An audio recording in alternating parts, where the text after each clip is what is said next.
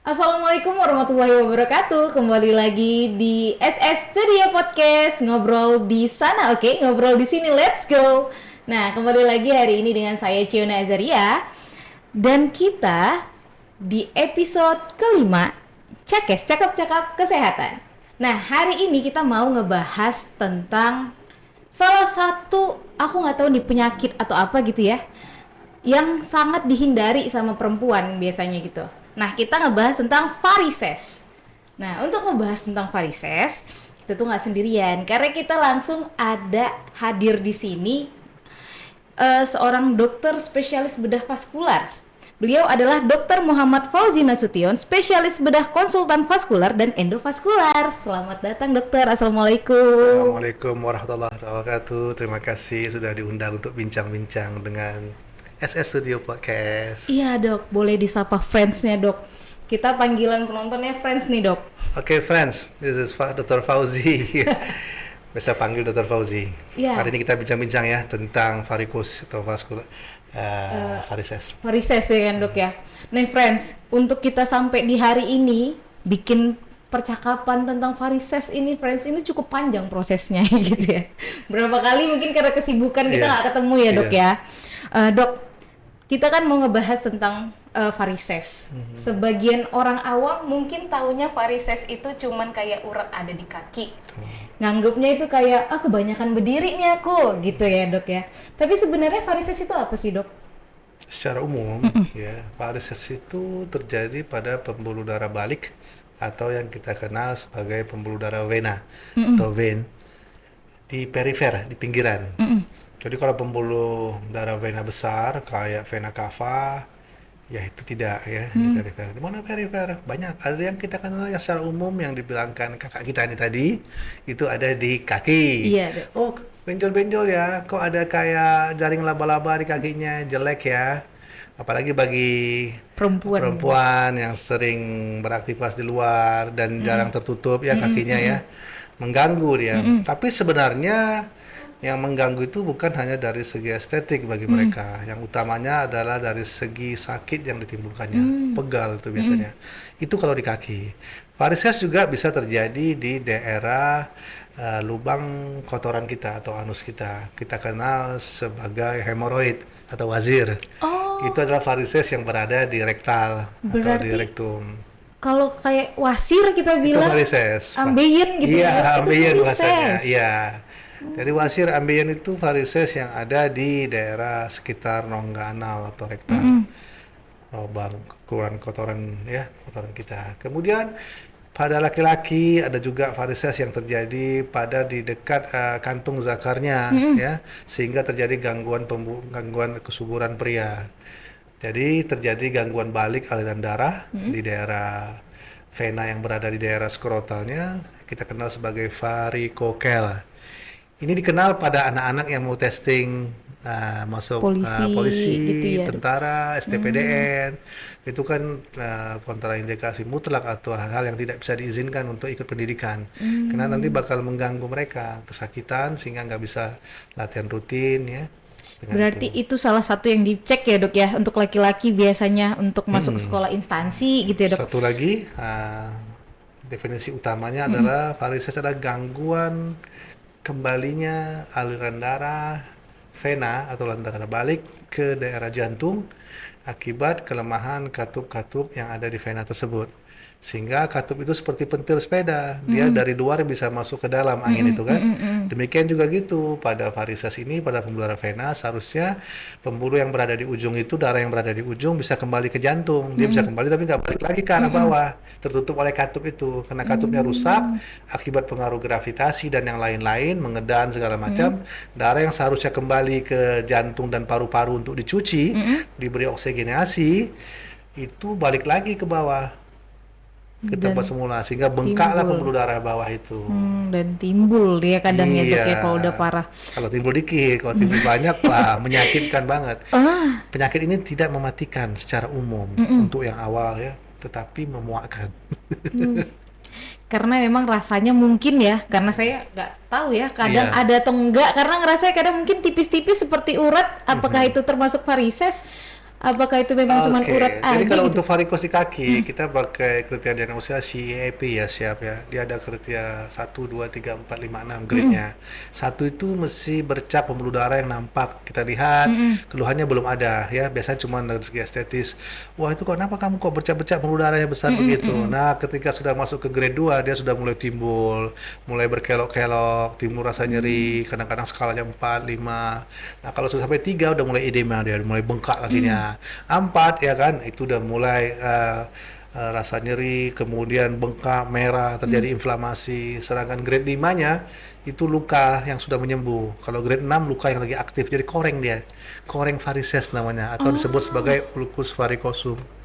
Dok, sebenarnya faktor resiko yang dapat meningkatkan kemungkinan itu apa sebenarnya, Dok? Apakah pakai heels atau memang kebanyakan jalan atau terlalu banyak olahraga kah? Sampai hari ini teorinya, kita kan teori manusia kita tahu ya bisa berubah setiap Iya. saat. Tapi yang tegak diagnosa sampai hari ini penyebab utamanya adalah faktor genetik. Ya, seorang ibu, seorang nenek atau seorang ibunya dulu punya penyakit varises, dia akan menurunkan gen di mana tadinya kelemahan katup di vena itu. Tetapi ada faktor pencetusnya. Misalnya adik kita ini punya gen orang tuanya menderita varises, tapi ternyata karena dia aktivitasnya bagus, dia tidak menggunakan heel yang tinggi, tidak banyak-banyak berdiri, olahraganya begitu teratur, berat badan tidak berlebihan, ya, atau banyak berdiri aktivitas, sehingga pencetusnya nggak ada, akibatnya nggak timbul varisesnya. Oh, berarti ini bisa dibilang mungkin sebagian orang ada pengaruh dari keturunan, mudah untuk bengkak mungkin lah, bahasa awamnya ya, Iya. Dok ya.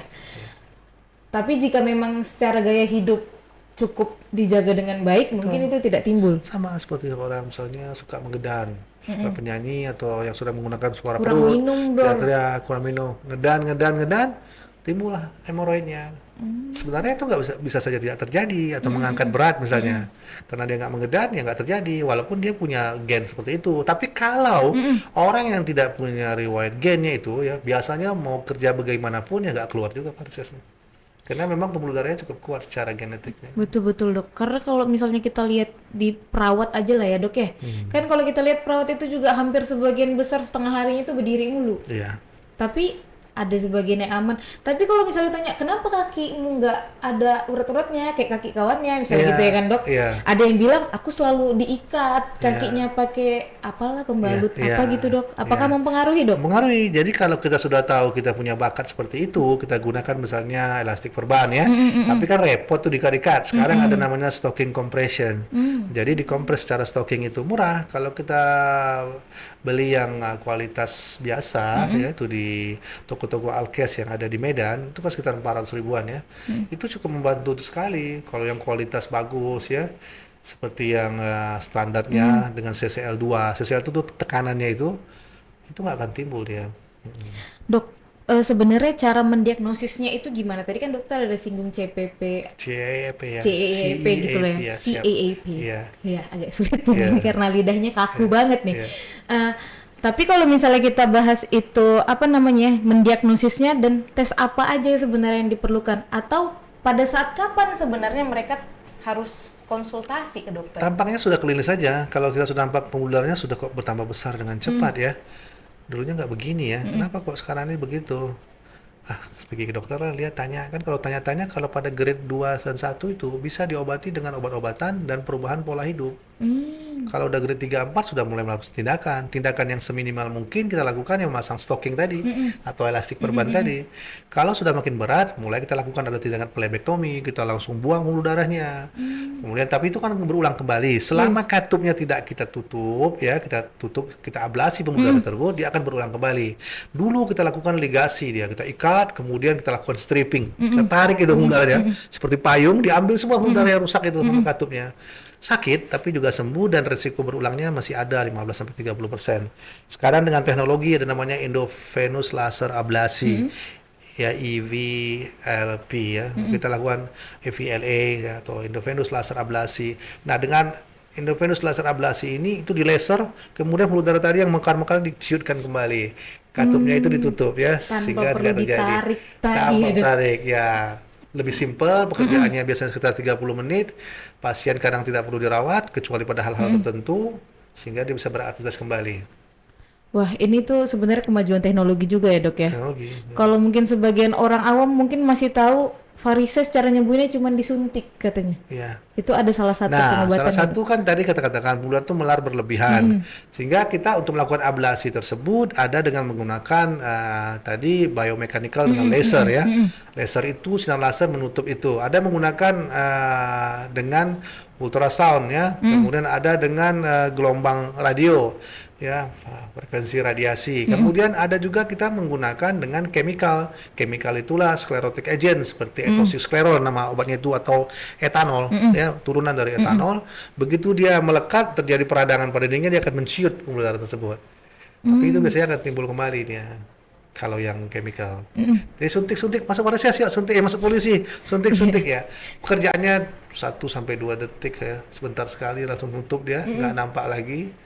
Kemudian dipasang stocking, nanti 1 minggu udah seperti bagus sekali. Tapi kalau dia beraktivitas kembali berulang akan timbul kembali. Yang terbaik tetap sekarang ini endovenous laser ablasi, bahkan radiofrekuensi atau yang lain ya, itu masih di bawah itu. Nah tuh friends, dari dokter Fauzi kita juga tahu tuh ada salah satu alternatif pengobatan yang terbaik lah untuk saat ini ya dok ya. Kita nggak tahu perkembangannya lagi nanti ya.